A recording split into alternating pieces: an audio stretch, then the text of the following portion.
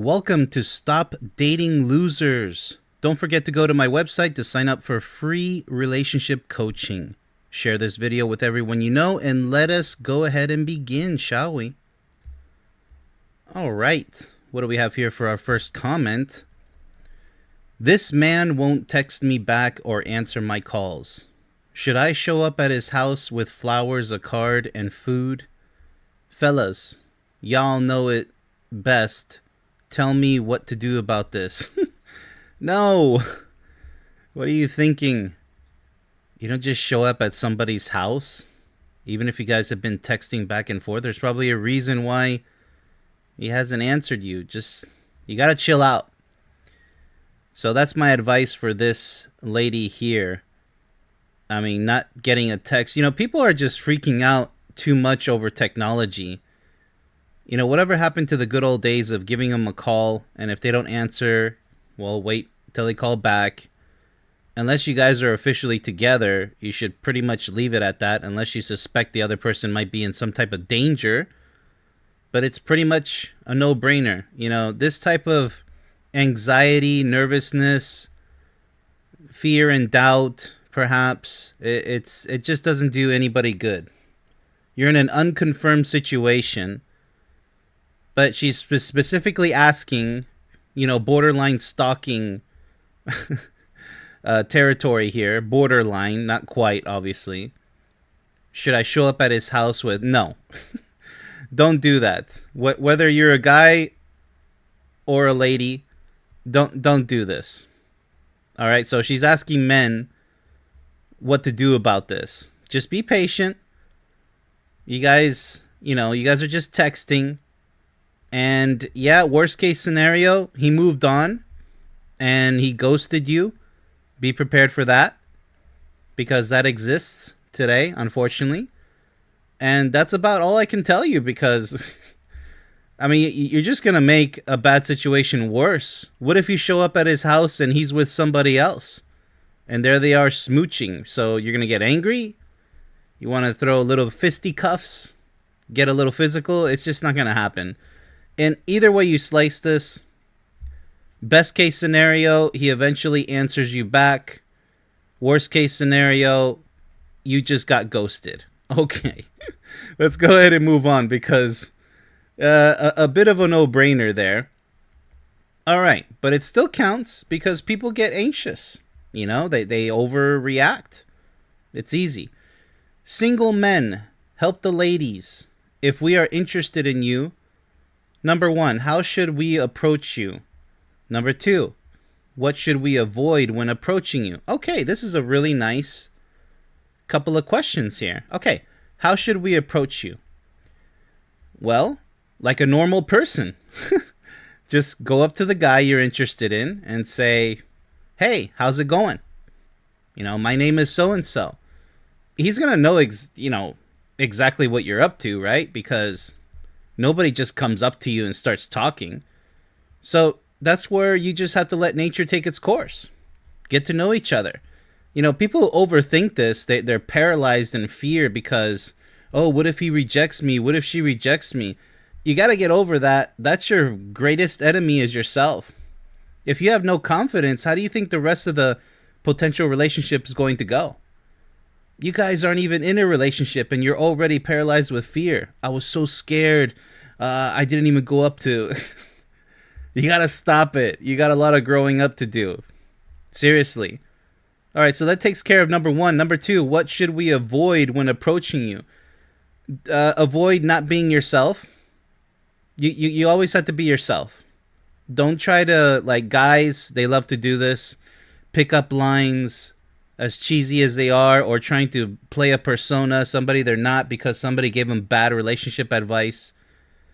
You know, when you pretend in the beginning, you're going to be pretending for the rest of your life, believe it or not, even if you get married.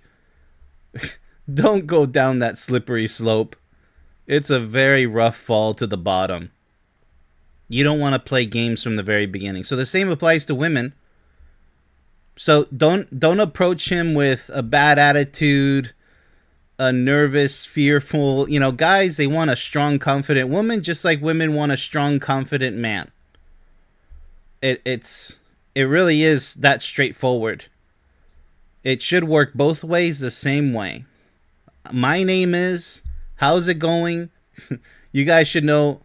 I mean, I hate to make it so damn simple, but it really is, guys and gals.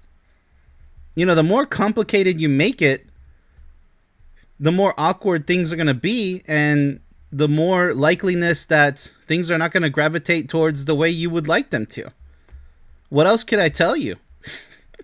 So don't be a pretender, because nobody wants a fake pretender. Or even if you're trying to be cute, just stop it. Nobody wants games. You guys got a lot of talking to do, so why begin with a stage acting scenario? It's not worth it, okay? Okay.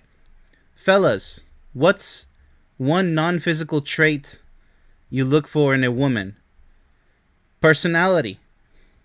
I know people are going to cringe when they hear that, but think about it. What's the one trait that should never change and should always be truthful and honest, right? Your personality. That potential partner wants to know, they need to know, are you ever going to change on them? Like I said before, don't play a persona. Don't be an actor from the very beginning, because you'll always be an actor trying to be somebody you're not. You have to grow with your partner, but that comes later on. When you're looking for the main characteristic, if I had to do it all over again, which is the same way that I did it in the first place, I do it the same way all over again. What is her personality like? That's where the real magic is. Sure, she has to be attractive. That's a no-brainer. Physical attraction. It is a must. And anybody saying otherwise is lying to themselves. Horribly, by the way. You do have to have a certain level of physical attraction. But the personality is key. For now and forever. You can't go around looking for, okay, she's hot. Okay, is she hot inside too? And I'm not talking physically, I'm talking emotionally. And how hot is her mind? The way she thinks, the beautiful words that she says or doesn't say. Guys want romance just as much as women want romance. It's just that guys are a lot more, sexual. But women should be sexual too. And a woman who doesn't want anything to do with sexuality is a poor candidate and is only going to spell bad news for you in the future. Talk about a cold bedroom. You don't want that.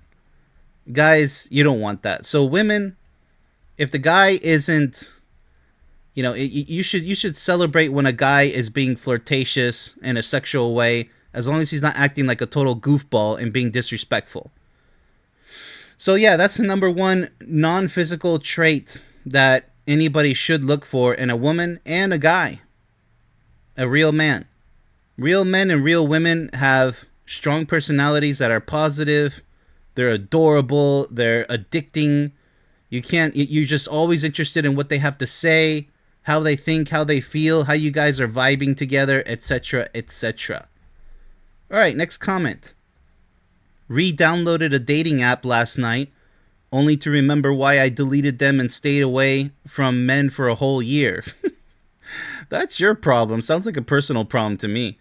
Why on earth are they so incapable of just having a normal conversation without making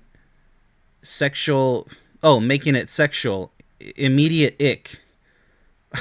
Wow, talk about immaturity here. Wow. Immediate ick? Is that how a grown adult woman should speak?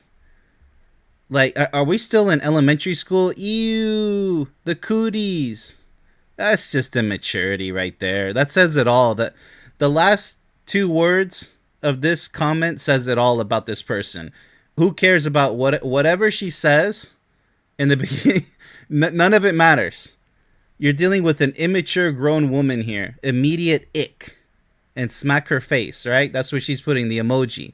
Smacking my head, right? Yeah, it's... this is as cheesy and ridiculous as it gets. And unfortunately, a lot of this immaturity is out there. Number one, you're using a dating app. Big mistake. And you deleted it once. But since you failed to find any potential candidates not using the app, now you're back at it again, and you're reminded why you deleted it in the first place. So that's your Groundhog Day of misery that you created for yourself. That's what you've essentially accomplished, which is nothing. You're running around in circles. This comment says everything about you. This comment right here says everything about you on how much of a failure you truly are, because you're trying to put the blame on men. No, you're just bad at trying to find the right men. Or actually, I'm sorry, the right man, the right potential man candidate for you, right? Why on earth are they so incapable of just having a... Plenty of men are capable of having a normal conversation. What are you talking about? It sounds like you're going to be the one... No. It sounds completely like you're the one who can't have a normal conversation, because what other things are an immediate ick to you? For those who don't know, ick means ew, gross, disgusting. Making it sexual. What do you expect men to talk about? You know, if the topic of sex, why are you scared of talking about sexual topics and men behaving in a sexual way? Like I said with the previous comment, as long as it's not offensive and highly immature, then yeah, sexual conversations and sexual behavior should be absolutely welcome. Newsflash, what do you think you're going to be doing in the relationship? Dare I say a marriage? You think the bedroom's going to be a cold bedroom and the guy's going to be happy? How are you happy with that? So an immediate ick on my side would be your bad attitude. It sounds like you're like a sexophobic, right? Making everything sexual is what you're claiming that all guys... No, there's a lot of guys who love having interesting, fascinating conversations with grown, mature women. Something that you are not, clearly. Okay, let's go ahead and move on. That's a real ick. Dealing with immature females who don't deserve to be called real women. Grown and intelligent and wise women who talk like that. I mean, what did she do? Drop out of elementary? All right. So last comment of the show. Let's go ahead and take a look at what we have here. Can someone tell me why there are men 45 plus on dating apps still figuring it out? Never married, no kids, still not sure what they want. I know millennials have been through a lot of economic crisis, but damn, at what point do you say, I think it might be time for me to figure some stuff out?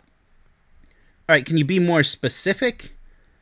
Some stuff out. So you're disappointed with 45 plus year olds using a dating app. Well, number one, that's your fault for using a dating app and expecting anything positive to come out of using a dating app.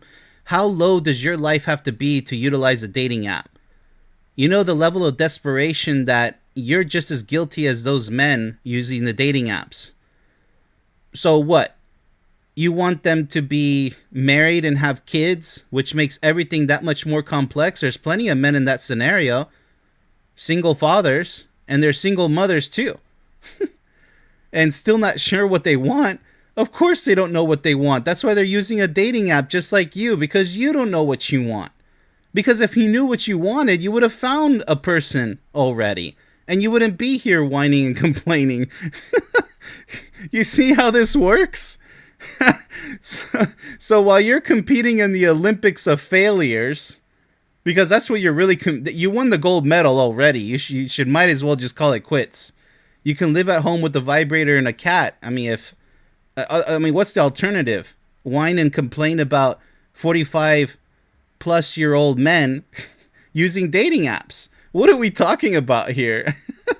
You see the lack of intelligence that we're dealing with these immature females. And, you know, I'll go a little bit lighter on her. I'll call her a woman. These immature women here, like this one. And who cares about millennials and economic crises and damn, like, you're just taking it to a whole new level of cringe. You understand, young lady? That's what you're doing. It makes me laugh because all these ridiculous comments do is it's like a mirror. They're projecting it onto everybody else on social media they're literally exposing themselves as the sad, miserable people that they are, while trying to place the blame on all men or all women. Do you see the alarms go off there? Can you hear the church bells ringing? It's going to require a miracle to get these people to do a 180, a complete U-turn, and turn around the situation. To turn the situation around and actually do something positive in their miserable, sad situations. Literally a miracle. Now, it is possible that maybe it doesn't require a miracle, but you got to be very serious because unfortunately, a lot of these people are too far gone. They're going to be like, yeah, whatever. And they're not going to listen to anything I have to say, or their family and friends, co-workers, colleagues, strangers who give them some wise advice like what I'm doing now. They're not going to listen. So is she a hopeless case? Most likely. With an attitude like this, I think it might be time for me to figure some stuff out. Okay, you need to figure out your stuff. All right? That's the problem. Who cares about everybody else and if they figured it out yet? All that matters for men and women out there who are single is what do you want and have you figured it out for yourself? Everybody else can fail at life. What matters is that you win and you don't end up becoming a loser like the other people that you're complaining about. So don't end up becoming the very thing that you're complaining about because you're sounding just like one of them. All right. I think we quite butchered that last comment there. Yeah, this has been a fun one, I have to say. So if you have a comment that you would like for me to go over on this show, please put it down in the comment section down below. This has been Coach Ben. Stop dating losers. Much love, everybody.